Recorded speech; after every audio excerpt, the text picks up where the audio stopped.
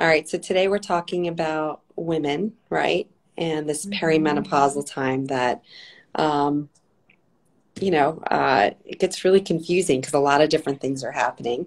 And so people start to realize, and it's not all of these things, or it's some combination, or sometimes it's just one thing. Maybe they're getting, symptoms like, they're not sleeping as well, or they're starting to gain weight. And they don't know why because the normal things you're doing, like eating right and exercising, aren't working. Or maybe you just feel more anxious than usual. And these are like the results of different hormones and fluctuations that are happening. Or not getting the same results at the gym. That's something you hear about, men telling you about during like andropause, which is like the male equivalent. What kinds of things do you hear about in your practice? Yeah, I hear the same thing. I also hear like increase in PMS symptoms, Right, cramps that are going to be a lot worse, or really heavy bleeds, heavy periods, right, um, that kind of thing. Also, sort of like fuzziness, like fogginess with like right. the brain and memory, and that's kind of some of the stuff that I've been seeing. Right, right. That's true. So, and those things only get progressively worse, actually. Hmm. And specifically, some of the things you mentioned are a result of like heavy estrogen levels. Yes. So what happens like the 8 years before menopause is actually, so you can see this in people in their 30s. So in your 30s, you're not really thinking about menopause. It generally happens between 50 and 52. So in your 30s, or even early 40s, you start to see things exactly like you mentioned. But what happens physiologically is that your progesterone levels are dropping, and they drop about 75% in that 8 year period before menopause. And the estrogen only drops 25%. So you have a relative state of where you have more of one hormone than the other, and these two are supposed to be balancing each other. And then testosterone is kind of a question mark. Sometimes you see it low in women in their 20s, 30s, and then sometimes you'll see it not low at all in women in their like 50s and 60s. So it all kinds of Mhm. depends on what your body's doing. But that one, even though it's supposed to lower it, like it's a little bit of a question mark. And that's why it's so important that these levels be tested as opposed to just assuming, something is happening. And then also, our practice is a functional medicine practice. So it's all about the root cause and like, why are these symptoms happening versus, if you can't sleep, here's a Ambien for you, which is very Yeah. traditional done. So tell me what kinds of things you guys do for perimenopause or some of these symptoms that women see. Yeah.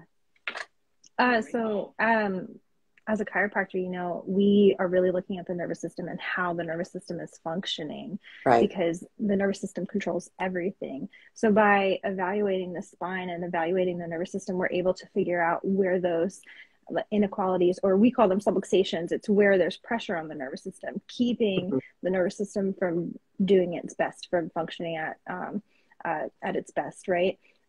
So if the nervous system is subluxated in certain areas, I mean, we are wired in, we're not wireless, right? We have the spinal cord that goes out through the nerves to every organ, tissue, and cell. And so if there's a subluxation, if there's pressure on the nervous system at a certain level, then we know where that nerve goes. We have an idea that it will show up in certain symptoms. It's actually what that chart is Right.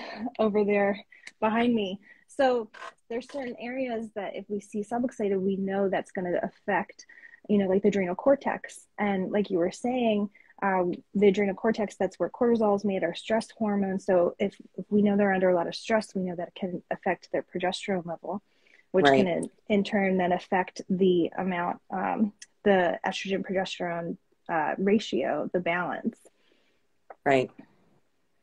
Um, that's really interesting because we don't think about chiropractic as, helping with those sorts of symptoms. But it's really interesting how different modalities, like everything, not everything, but a lot of things really have, a lot of utility. And we don't think about that in traditional medicine at all. It's been really Yeah. interesting to kind of transition from, where you're like, medicines and surgery are the answer to everything, or you're like, I don't know, good luck to you. Yeah. Realizing that there's really so much out there that can be utilized in different ways too. Yeah. Our primarily what I'm looking at, with these hormones, right, is, we can really do a lot actually even with nutrition. and eating, correctly for hormone imbalance, and as well as this like perimenopausal time. And there's also a lot to be said for just repleting, the hormones that are missing, because 50 to 52 is kind of midlife for a lot of people, meaning like you've many decades like left to live, and to Mm-hmm. just kind of lose all your hormones, it impacts.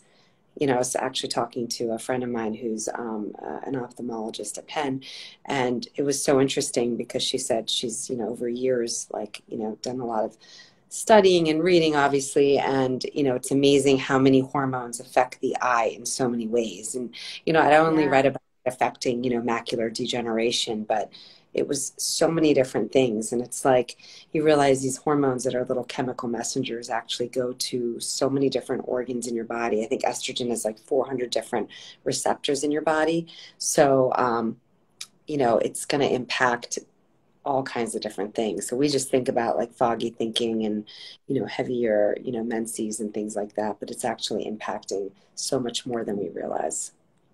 It's so true. And if we're not like taking care of the our liver in order to help get rid of that excess estrogen, then we're going to build up too much of it. And we need to do things like eat right to support liver function. And even with our the chiropractic care, I'm able to see if we have a certain subluxation in a certain area, like that's going to go to the liver. So same kind of thing. Right, right. In fact, like we have like, liver resets and things like that, people call detoxes, which I don't really like to use that word. Cleanses and detoxes have this connotation. It's like, oh, I'll have a bunch of different juices and things like that. No, it's actually about, like you said, like the liver, which is the organ that detoxes toxins and removes LDL and does all these other things, really is under a lot of attack, I think, these days, just like the gut, because there's so much in our environment and the different things that we apply in our body, and like cleaning agents and soaps that, shouldn't really be there, that didn't used to be there. So this liver really does need to be, where it's primed so that these different phases of detoxification are actually, more able to, do the things that the liver needs to do.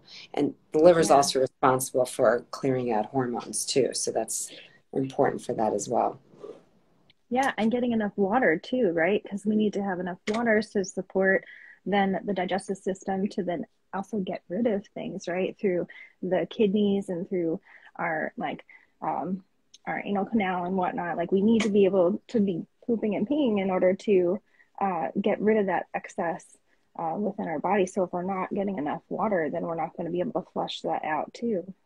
Right. So elimination is hugely important, as is hydration, which is something that seems so simple, but it's amazing how hard a time a lot of us have, like making sure we're getting enough, fluids in. So the amount that I like to recommend to patients is an ounce per kilo. So roughly you take your body weight, divide in half. So say you're 120, so about 60 ounces is the right amount. But if you're doing exercise like, fitness and, we're in the heat these days because it's summertime, you want to up that amount. And, there's kind of varying studies. In general, I recommend that like anything like coffee shouldn't really count towards that.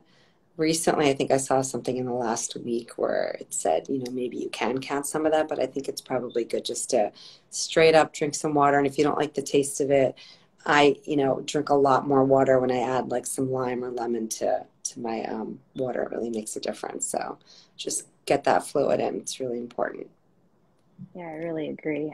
There's so many patients in my practice that are dehydrated, and I can tell when I look at their spine because, they tend to be subluxated right where the nerves that go to the kidneys are. Right. I think years ago when I first started drinking, like realized I'm like, I'm really not drinking anywhere close to the amount of water that I should be. I did that for a while, and I think there was like a couple of days where I just kind of got off track.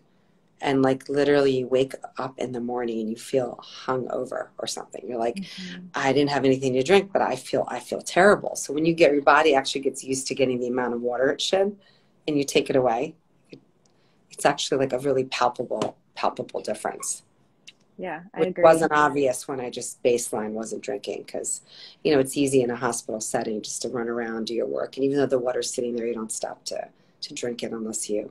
Even now, I can actually use an app. I use an app where it dings at me. I'm not drinking enough water. I use smart water bottles like that are like gauging how much you're drinking and how much you're not. And it's whatever you got to do. Like I'm a big For fan of sure. like, wearable technology and things that like help you be better. There's a lot of cool stuff out there that wasn't there 10 years ago. So, Yeah. I have an app that reminds me to meditate in the morning, so I get it. oh, that's awesome. I like that. Is that like one of the Calm or Headspace? Yeah, it's one of those. It's not either of those, but it's one like that. Yeah, that's neat. That's good. Maybe that's my next app. So it's so lovely to talk with you this morning. Yeah, Um, thank you so much for having me. yeah, likewise. But yeah, that's just, people think that like we get older and things just happen to you and you just say, well, that's just, because that's a lot of what medical doctors will tell you. They'll be like, oh, you're just getting older. It's not true. If you're having symptoms, there's a root cause. There's things that can be done, and we need to basically look at what's causing those symptoms and know that if you're having symptoms, that's a sign of inflammation in your body. Those are red flags that something needs to be done because these things just progress. And I think, throwing the towel in at the age of like your 40s or 50s is, ludicrous. So, Yeah, yeah. you want to be able to correct that root cause early on so that it doesn't make, things worse later on. Right. Exactly. Fully agree. I think we're all about prevention here. Yes, for sure. So anyway, Well, Dr. Bonney, would you mind just, especially for the followers of McCormick Chiropractic Mainline, would you just, introduce yourself a little bit, tell them about yourself and about your practice? sure, I'd be happy to. So I'm an MD, graduated from Jeff in 2000. Originally went into emergency medicine, still board certified ER doctor. But years ago, it became clear to me, not just watching all the patients in the ER over years, because most of what comes into an ER is chronic stuff, gut stuff, hypertension, high blood sugars, things that should be handled like with diet and lifestyle factors and looking at the root cause. It became clear that a lot of what was coming into the ER we weren't really fixing, and then I just assumed honestly that people go to the regular doctors and they're not maybe listening to them, or maybe they're just not going to the regular doctors. And then I had some, major health issues that actually made me realize that, you hit a wall when you're like, well, how do I make sure this doesn't happen again? Oh, we can't, but when it does, we'll do this. And you're like, that's unacceptable. So in that journey to figure out like what exactly I needed to do and what I was doing wrong, because over years it became clear there were things that were like symptoms, but then you go see a doctor and they're like, you're fine. I did some blood work, like everything's good. And you're like, I know there's something's off, but it wasn't clear at the time, what it was. And I kind of hit a wall where it's like, it was, I didn't really have much of a choice but to figure out what was happening. And then in that, I sort of discovered that there was like a field of medicine where truly preventative, not like go get your mammogram, go get your colonoscopy so we can spot cancer earlier. It was actually like, what can you do to make sure to give you better chances of not developing these diseases down the road? Because in so many cases, we can. Your genes are only 20%, of what decide, what happens to you. And then there's the whole environmental, which is a much bigger picture. Depending on what you do and don't do, you can, keep certain genes off or trigger them to be on. So it's this whole anti-aging longevity world is really, quite fascinating. Decades ago, we thought about cancer as well, get your affairs in order. We now know that it's, very treatable and in many cases preventable. And I think aging, the same thing is happening with aging, that we're going to start, it's going to become abundantly clear that it really is a disease, that it needs to be addressed as if it is a disease and look at it from the level of like the cells, what's happening, how do we slow that process down, or, make it go faster. Your choice, right? That we have so much more control over what we do. But there's a lot of information out there on the internet. So I understand when people come in, they're like, I read this, but then I also read that, and then what part of it, it needs to be personalized to the person. So that's where we come in. We look to see exactly what your biomarkers are showing, where there's inflammation. Is there issues with the gut health? Is there, an issue with like your lifestyle factors? What are your goals as far as, for some of our patients, it's like, well, my parents had Alzheimer's or my mom had Alzheimer's, I want to make sure I don't. So that's important to, keep an idea of. So it's really personalized medicine or their goal is to lower inflammation. So to help with health span as well as longevity. Now, health span is different than lifespan.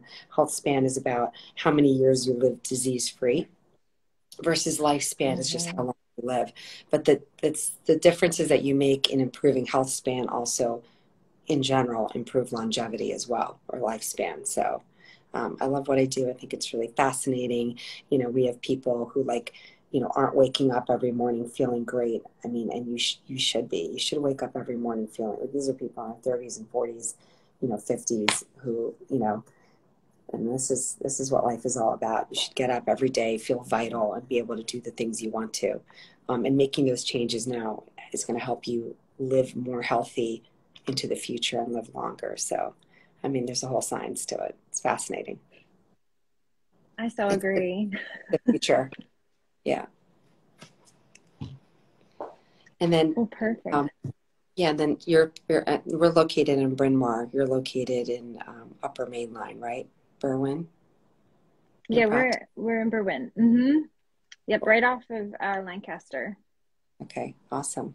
Well, it was so lovely to chat with you. Same here. We'll have to do it again sometime. Sounds good. All right. Have a good day. Thanks everyone All for right, joining bye-bye. us. Bye. Thank you.